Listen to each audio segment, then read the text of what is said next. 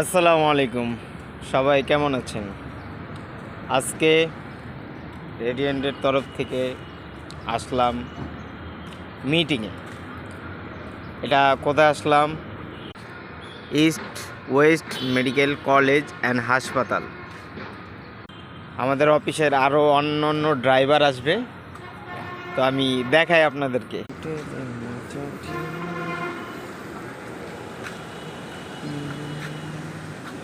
একটা হাই দাও। মোশাররফ ভাইকে বিদায় করে দিলাম। মোশাররফ ভাই, তুমি চলে যাও।